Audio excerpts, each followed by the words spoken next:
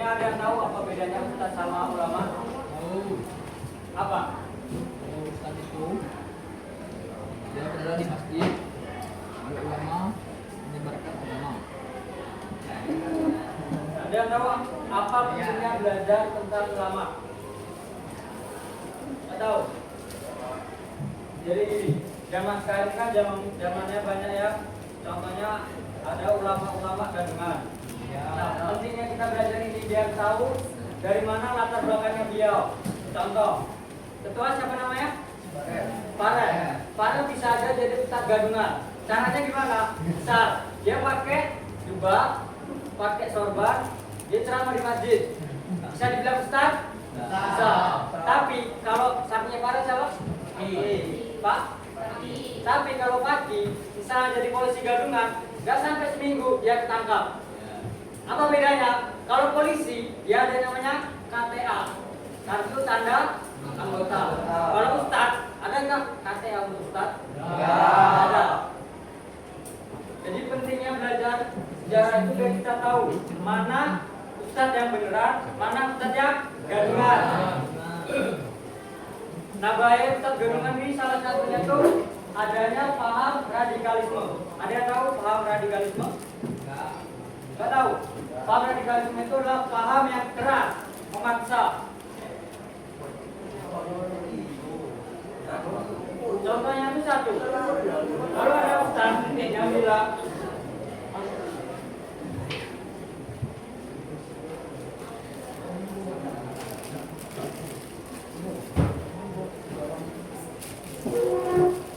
pertanyaan cuma satu, Al-Quran atau Pancasila? Kalian pilih yang mana? Al-Quran. Nah, kalian terjebak. Karena kenapa? Karena Indonesia itu punya semboyan Bhinneka Tunggal Ika.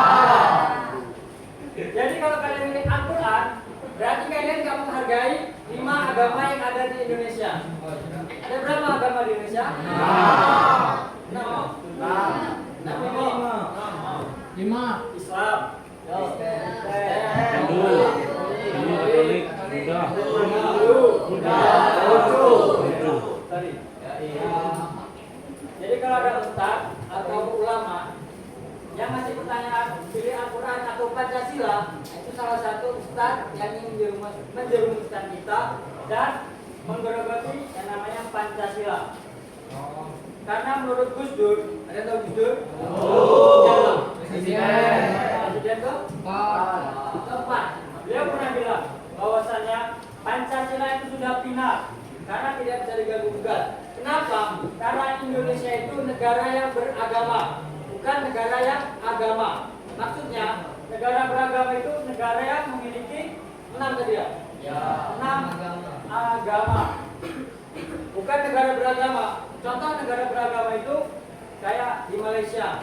Itu dia menggunakan dasarnya Al-Quran dan hadis. Tapi kalau di Indonesia itu nggak bisa. Karena kita di negara Indonesia mengakui 6 agama, mengakui perbedaan dan mengakui pokoknya mengakui perbedaan. Paham? Kita masuk ke Abu Abdullah Mufti Nawawi Al-Tanari Al-Bantani. Ada yang tahu beliau? Nggak tahu. Jadi beliau ini salah satu ulama yang terkenal di dunia. Kenapa? Karena di Indonesia ini yang terkenal cuma 2. Yang pertama bulu tangkis, yang kedua ulama. Bisa ditengok bulu tangkis. Berapa kali kita juara England Olimpiade? Sama sepak bola, walaupun sepak bola itu bisa dibilang olahraga rakyat, tapi prestasi sepak bola sama bulu tangkis itu kalah jauh. Betul? Berapa kali Indonesia masuk Piala Dunia? Sekali. Berapa kali Indonesia juara? Tidak ada kan? Kalau bulu tangkis, berapa kali kita juara? Banyak kan? Jadi di Indonesia itu yang kenal cuma 2, ulama sama bulu tangkis. Dan beliau ini prestasinya adalah salah satu ulama pertama di Indonesia yang menjadi imam di Masjidil Haram. Nama beliau Syekh Imam Nawawi Al-Bantani. Kenapa Al-Bantani? Karena beliau berasal dari Banten. Contoh, kalau ada yang dari Pagar Dewa, diwai. Oh. Beliau lahir di kampung Tanara.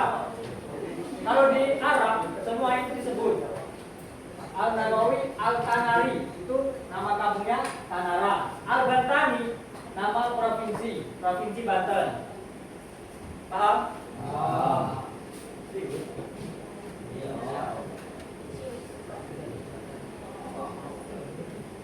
Dan yang kedua itu Abu Abdul Muhti Nawawi Al-Tanari, sama ini ya? Salah. Yang kedua itu adalah saya Yusuf Abdul Mahdi dan dia Al-Makassari, berasal dari Makassar. Apa Makassar? Kita tidak semua. Jadi kita buat 4 kelompok. Di sini saya ada puzzle. Kelompok 1, 2, 3, 4. Nanti kalian susun bentuknya kayak gini. Nanti jadinya kayak gini. Ntar yang belum disusun, bercacak. Paham? Nanti kalau udah susun, kalian cari sejarahnya. Ikat-ikat aja dari tanggal lahir, biografi, selesai. Paham? Ini kelompok 1.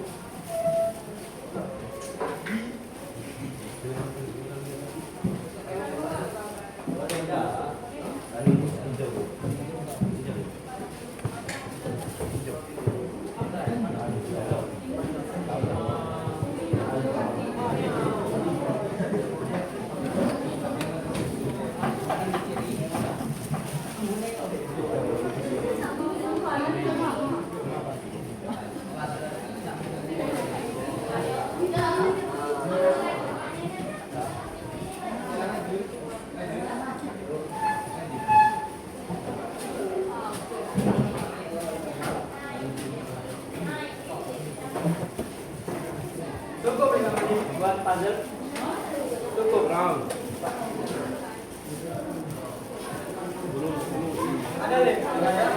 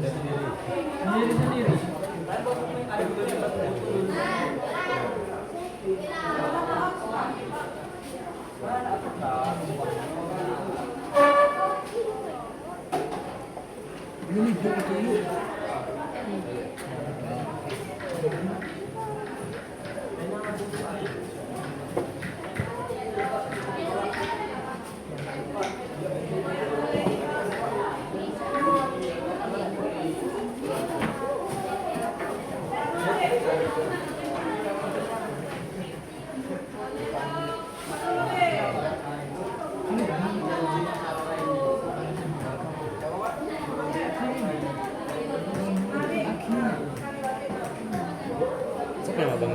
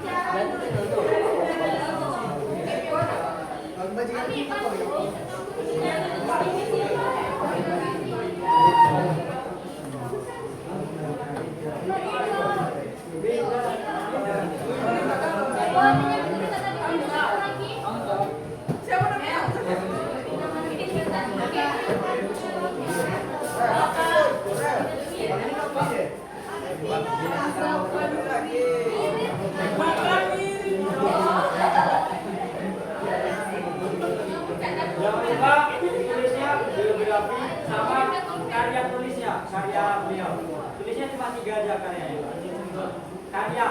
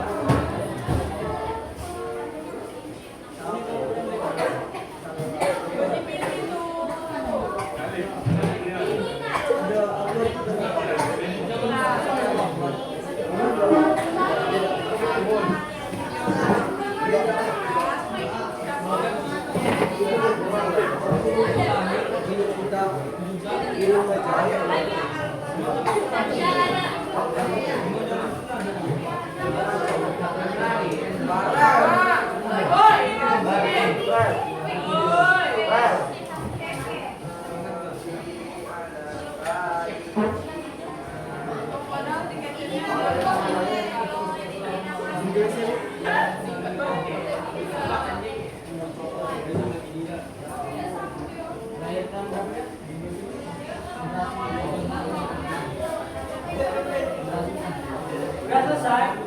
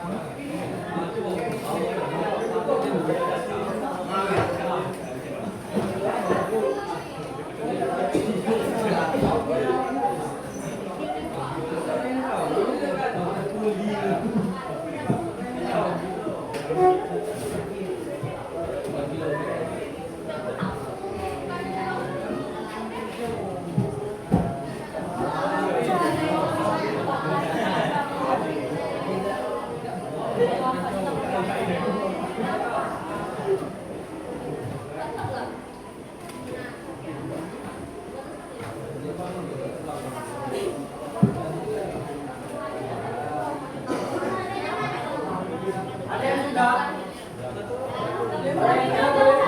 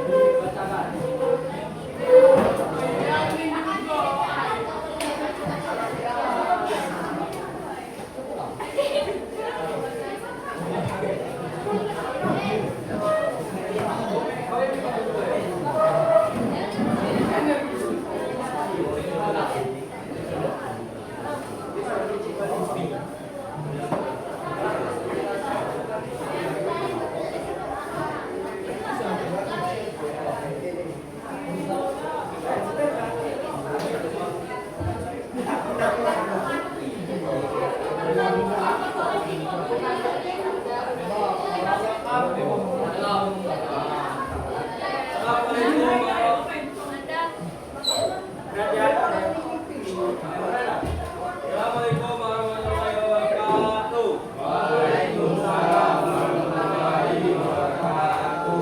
Video presentasikan hadir Syekh Abdul Samad bin Abdullah Al-Jami Al-Farisan dari wacana oleh Nerdi.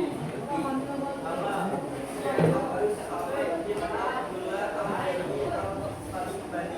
Lahir tahun 1600 Hijriah atau 11 Masehi di Palembang. Wafat tahun 1209 Hijriah atau 17.850 Masehi. Usia 42 tahun. Beliau mendapatkan pendidikan dasar dari ayahnya, berdiri di Palembang atau Kedah, Malaysia. Nama ayahnya adalah Syekh Abdul Jadid dan ibunya bernama Rati. Adapun kalian tulisnya: 1. Hidayatus Salihin, 2. Hidayatus Salihin, 3. Darahir Kulit Hidayati Kalimah Al-Qamri 1378 Hijriah atau 1360 Masehi.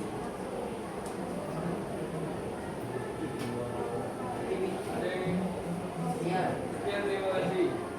Assalamualaikum warahmatullahi wabarakatuh. Waalaikumsalam.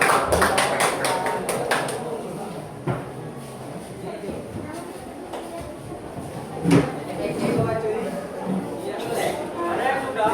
Kalau ada kasih maju.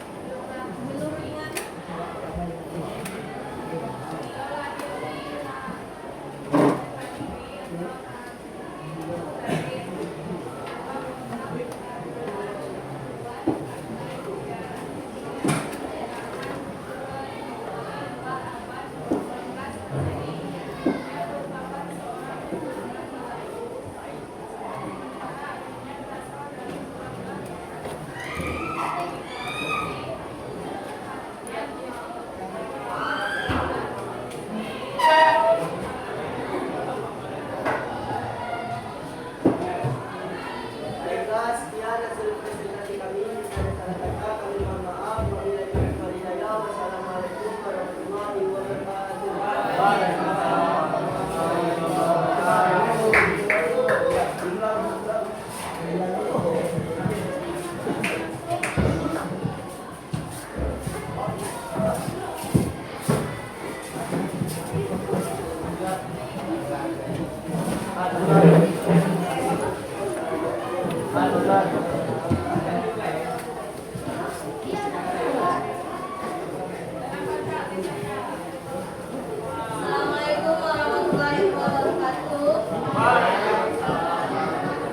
wabarakatuh.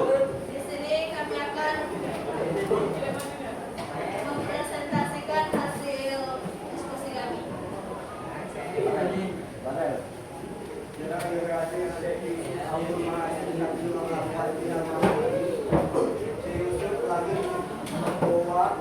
Kerajaan besar di Sulawesi Happy Selatan pada tahun 1666. Menurut kami adalah Happy.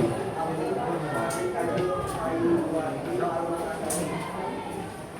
tahun 1625 yang kecil dia sudah mencintai ilmu sehingga saat remaja dia berangkat merantau ke Aceh pusat ilmu Islam serta ilmu agama waktu itu. Dari Aceh perjalanan ilmunya membawanya jauh hingga ke Yaman, lalu ke Makkah dan Madinah.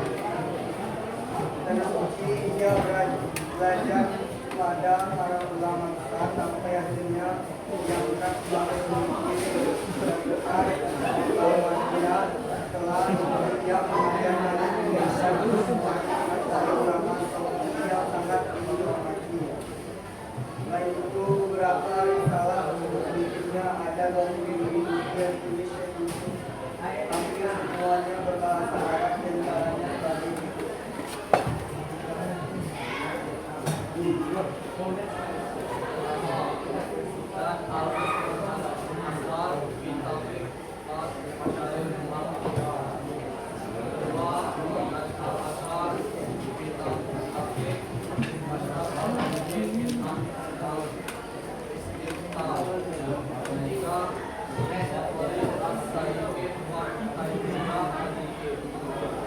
Sekian hasil presentasi kami. Wassalamualaikum warahmatullahi wabarakatuh.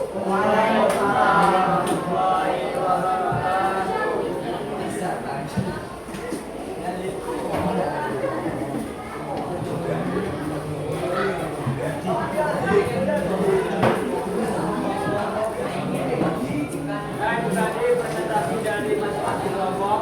Saya ucapkan terima kasih kepada masing-masing kelompok. Karena sebentar lagi pulang, maka siap-siap dulu.